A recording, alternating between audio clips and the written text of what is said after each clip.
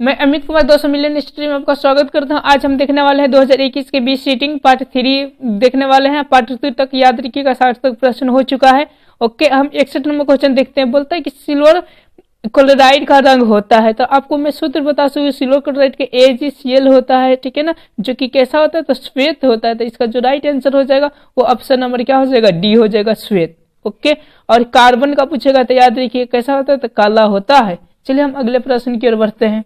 देखिए 62 number question क्या है, बोला निम्नलिखित में कौन लौड़ है, कौन लौड़ है। तो देखिए पिछले आपके क्लास में, ठीक है ना, पिछले सेशन में आपको बताए होंगे कि इसको 3 चीज आता है, एक अम्ल आता है, लौड़ आता है और क्षार आता है, ठीक है ना। तो आपको बताए थे कि जिस यौगिक में H आयन ज्यादा उपस्थित हो तो हम उसे अम्ल कह देंगे। ओके, याद रखिएगा। OH आयन उपस्थित हो उसे हम क्या कह देंगे, भस। ये जब दोनों उपस्थित न हो तो वो क्या हो जाता है तो लवण हो जाता है। ये कंसेप्ट याद रखिएगा, 90% ये कंसेप्ट काम करेगा, 10% अपवाद में आते हैं। ओके, तो चलिए देखिए इसमें OH है तो ये क्या हो जाएगा, भस्म हो जाएगा। और देखिए इसमें H है तो ये क्या हो जाएगा, अम्ल हो जाएगा। देखिए यहाँ पर OH है तो ये भी क्या हो जाएगा, भस्म हो जाएगा। लेकिन इसमें देखिएगा HOH है नहीं ना, NaCl में, ठीक है ना। तो इसका जो राइट आंसर हो जाएगा ऑप्शन नंबर बी हो जाएगा। ओके, अब चलिए 63 नंबर क्वेश्चन देखिए, कहते तूतिया यानी नीला थोथा का सूत्र मैंने और सूत्र है, यानी कौन सा है। तो इसका जो राइट आंसर हो जाएगा ऑप्शन नंबर ए हो जाएगा। याद रखिए CuSO4 × 5H2O, ठीक है ना। अगर यहाँ पर 2H2O देगा तो याद रखिएगा जिप्सन का हो जाएगा। ओके, और यहाँ पर एक बाई जब 2 देगा तो याद रखिएगा किसका हो जाएगा तो प्लास्टर ऑफ पेरिस का सूत्र हो जाएगा। चलिए 64 नंबर क्वेश्चन देखिए, कहता है कि गंधक की परमाणु संख्या है, गंधक की परमाणु संख्या, गंधक को याद रखिएगा सल्फर भी कहा जाता है। इसकी परमाणु संख्या कितनी होती है तो याद रखिएगा हमेशा कितनी होती है तो 16 होती है। जैसे देखिए सल्फर 16 देखिए मिल रहा है ना, तो यानी 16 होती है, ऐसे भी आप याद कर सकते हैं। ओके, अब चलिए 65 नंबर क्वेश्चन को देखते हैं। 65 में क्या कहता है कि अधातुक ऑक्साइड होते हैं, अधातुक ऑक्साइड होते हैं। तो एक चीज आप ये कंसेप्ट याद रखिएगा, 90% ये लागू करेगा। कौन सा कंसेप्ट, तो यहाँ पर मैं लिख देता हूं, जो धातु के ऑक्साइड होते हैं, धातु के ऑक्साइड, तो याद रखिएगा वो भस्म होते हैं, हमेशा क्या होते हैं, भस्म होते हैं। और अधातु के जितने भी ऑक्साइड होते हैं याद रखिएगा क्या होते हैं, अम्ल होते हैं। ये 90% आपका कंसेप्ट काम आएगा। ओके, कितने परसेंट काम आएगा तो 90%। तो इसमें देखिए बोले कि अधातु के ऑक्साइड क्या होते हैं, तो अभी बताया कि क्या होते हैं तो अम्लीय होते हैं। तो इसका देखिए राइट आंसर कौन सा होगा, ऑप्शन नंबर बी हो जाएगा, अम्लीय होते हैं। और जब धातु के बोले तो क्षारीय होते हैं। और उदासीन कब होंगे, न वो धातु हो न अधातु हो, ये एक यौगिक हो। ओके, अब चलिए 66 नंबर क्वेश्चन देखिए, बोल रहे कि कार्बन है, कार्बन है, क्या है कार्बन, तो आप लोग शुरू से जान रहे हैं कि अधातु है। क्या है जी, अधातु। तो इसका जो राइट आंसर होगा वो ऑप्शन नंबर बी होगा, अधातु।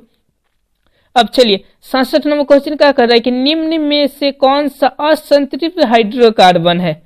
असंतृप्त हाइड्रोकार्बन के मतलब क्या होता है ये समझिए। देखिए जिसमें असंतृप्त हाइड्रोकार्बन का मतलब क्या होता है कि हाइड्रोजन और कार्बन के बीच, हाइड्रोजन और क्या कार्बन के बीच, यानी कार्बन और हाइड्रोजन के बीच द्विबंधन हो या त्रिबंधन हो। ओके, द्विबंधन हो या क्या त्रिबंधन हो, तो वो असंतृप्त हाइड्रोकार्बन में आते हैं। तो देखिए जैसे CH4 है ना, बना लीजिए इसका। तो अगर CH4 का बनाइएगा तो देखिए हम एक कॉपी पर बनाकर आपको दिखा रहे हैं। देखिए जैसे CH आपका 4 था ना, तो ये बनेगा तो देखिए कैसे बनेगा, C और ये चारों तरफ इसका हाथ हो जाएगा, यहाँ पर भी H, यहाँ पर भी H, यहाँ पर भी H और क्या यहाँ पर भी H। देखिए ये एकल बंधन है।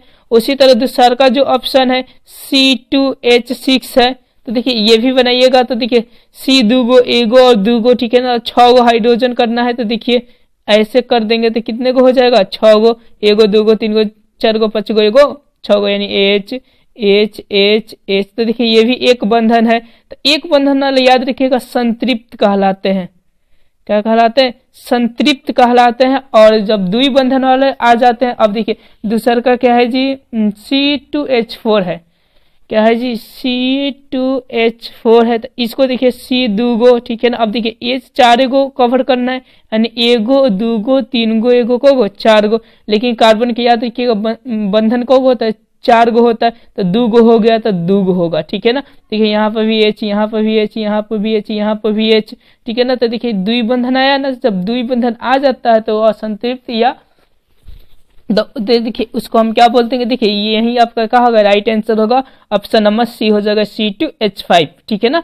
अब चलिए, अब देखिए 68 नंबर क्वेश्चन क्या बोलता है, कहता है कि एरोमेटिक हाइड्रोकार्बन है, एरोमेटिक हाइड्रोकार्बन है यानी कौन सा है, तो मैं आपको चित्र के माध्यम से समझा सकूं। जैसा कि आप इमेज में देख पा रहे हैं, एरोमेटिक यौगिक ये होते हैं, एरोमेटिक यानी चारों तरफ से क्या हो, घूमी हो, देखिए चारों तरफ से क्या हो, ये घूमी होते हैं। इसमें देखिए कितने कार्बन है और कितने हाइड्रोजन है, तो चूंकि यहाँ पे लिख भी दिए हैं 6 कार्बन है और 6 क्या है हाइड्रोजन, जैसे गिन लीजिए 1 2 3 4 5 1 6, तो 6 गो हाइड्रोजन, 1 गो 2 गो 3 गो 4 गो 5 गो 6 गो, तो 6 गो क्या, तो कार्बन, ओके सॉरी कार्बन 6 गो और 6 गो क्या हाइड्रोजन, ठीक है ना। तो यही कहलाता है एरोमेटिक यौगिक। तो देखिए इसमें ऑप्शन कौन सा होगा, तो ऑप्शन नंबर कौन सा हो जाएगा, देखिए तो हाँ ऑप्शन नंबर सी हो जाएगा, कौन सा हो जाएगा, ऑप्शन नंबर सी इसका राइट आंसर होगा।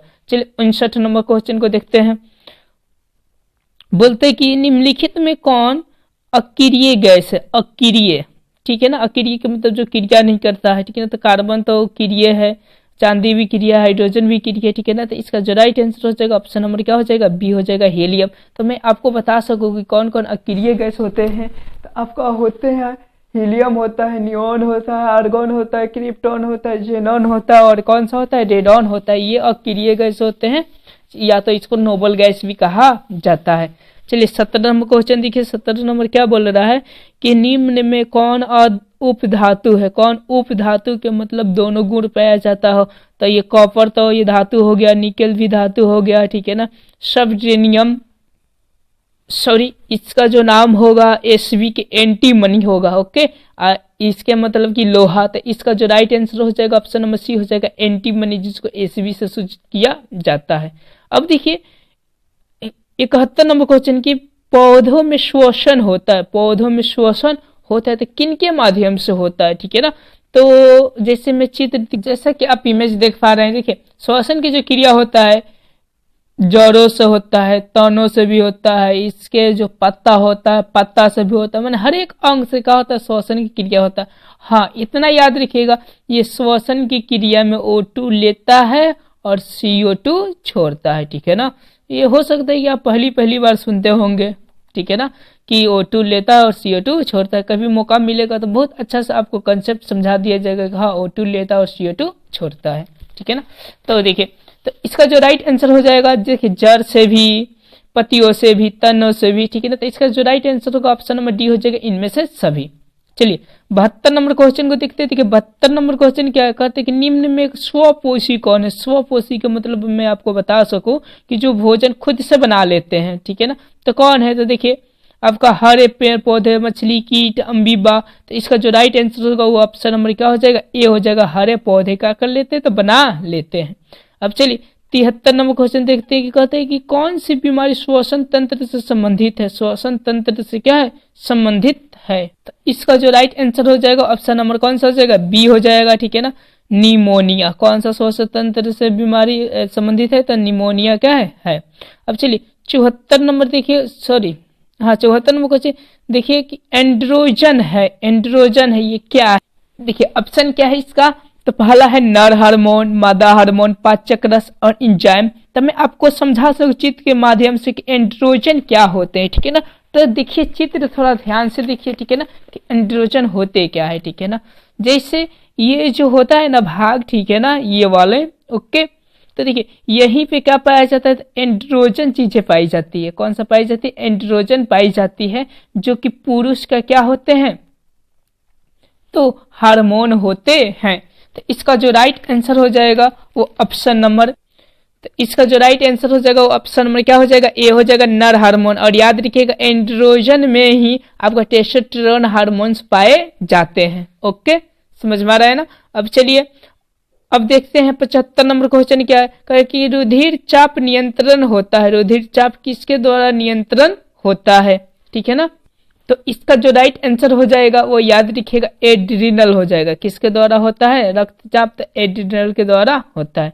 अब चलिए देखिए 76 नंबर क्वेश्चन देखिए, एक लिंगी पादप का उदाहरण है। एक लिंगी की मतलब कि जिस पौधे में सिर्फ एक ही लिंग पाया जाए, या तो नर या तो मादा, ठीक है ना।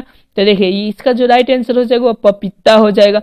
इनके सरसों में दोनों पाए जाते हैं, अरहर में भी दोनों पाए जाते हैं, मटर में भी दोनों पाए जाते हैं। तो इसका जो राइट आंसर हो जाएगा वो ऑप्शन में क्या हो जाएगा, ए हो जाएगा। ओके, अब देखिए अब क्या बोल रहा है करके, निम्न में से कौन सा, ठीक है ना, मादा जनन तंत्र का भाग नहीं है। क्या जनन तंत्र का भाग नहीं है? तो मैं आपको चित्र दिखा सकूं, जैसे कि आप इमेज में देख पा रहे हैं, ठीक है ना, कि मादा जो जननांग है उसमें कौन कौन से माने भाग होते हैं, जैसे योनि होते हैं, गर्भाशय होता है, अंडाशय होते हैं, फिनोफिन नलिकाएं होती है, अंडवाहिनी का शिष्य होता है, ठीक है ना, हाइमेन होता है, वाल्वा होता है, ठीक है ना, ये सब जो है वो क्या है, तो मादा का है, ठीक है। अब थोड़ा नर का भी देख लेते हैं। ओके, देखिए नर का भी कौन कौन भाग है हम देखते हैं, ठीक है ना। देखिए नर का क्या है, शीशन है, वृषकोश है, विरीशन है, अधिविरीशन है, मूत्र मार्ग है। विरीशन के मतलब ये वाला समझिएगा। ओके, अब देखिए काउपर ग्रंथि है, अस्तन नलिका है, शुक्राशय है, ठीक है ना। अब देखिए पुनः स्तत है, शुक्र वाहिनिया है, मूत्राशय है, और क्या है, तो मूत्र नली है, ठीक है ना। इतना चीज ये पुरुष का होता है और वो चीज का होता है तो मादा का। तो इसमें देख लीजिए कि कौन कौन से होते हैं, कौन कौन से नहीं होते हैं, ठीक है ना। तो देखिए बोल रहे कि मादा का भाग नहीं है, तो देखिए अंडाशय भी मादा का ही भाग है, गर्भाशय भी मादा की भाग, अंडवाहिनी की भी मादा का भाग है, तो कौन सा नहीं है, तो शुक्रवाहिका क्या है, तो मादा का भाग नहीं है, ये क्या है, नर का भाग है। तो इसका जो राइट आंसर हो जाएगा ऑप्शन नंबर सी। चलिए द्विखंडन होता है, द्विखंडन के मतलब दो भागों में कौन बट, देखिए इसका जो राइट आंसर हो जाएगा वो आपका कौन सा हो जाएगा, देखिए प्रामिशियम में भी द्विखंडन होता है, अमीबा में भी होता है, लिस्मेनिया में भी होता है। तो इसका जो राइट आंसर हो जाएगा ऑप्शन नंबर कौन सा हो जाएगा, डी हो जाएगा, ठीक है ना। चलिए अगला हम देखते हैं 79 क्वेश्चन। अब बोल रहे टेस्टोस्टेरोन स्रावित होता है। देखिए 79 नंबर प्रश्न बोला कि टेस्टोस्टेरोन स्रावित होता है। तो चूंकि आपको बता चुके हैं कि टेस्टोस्टेरोन जो होता है वो किस में होता है, तो देखिए इसमें हम बताए थे आपको, ये होता है एंड्रोजन में होता है। किस में होता है, एंड्रोजन। ये कहाँ पाया जाता है, तो नर हार्मोन्स में पाए जाते हैं, ठीक है ना। तो देखिए अब क्या बोला है, ठीक है ना, कि टेस्टोस्टेरोन स्रावित होता है, यानी कहाँ से होता है, ठीक है ना।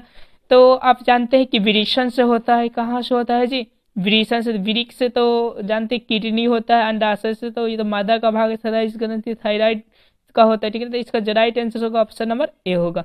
80 नंबर क्वेश्चन देखते हैं कि मानव मस्तिष्क का औसत भार कितना होता है, माने कितना केजी का होता है, तो लगभग 1.5 केजी का होता है। तो देखिए इसमें 1.5 कहीं नहीं दिया, लेकिन इसके ये लपेट में दिया है, तो इसका जो राइट आंसर हो जाएगा ऑप्शन नंबर सी हो जाएगा।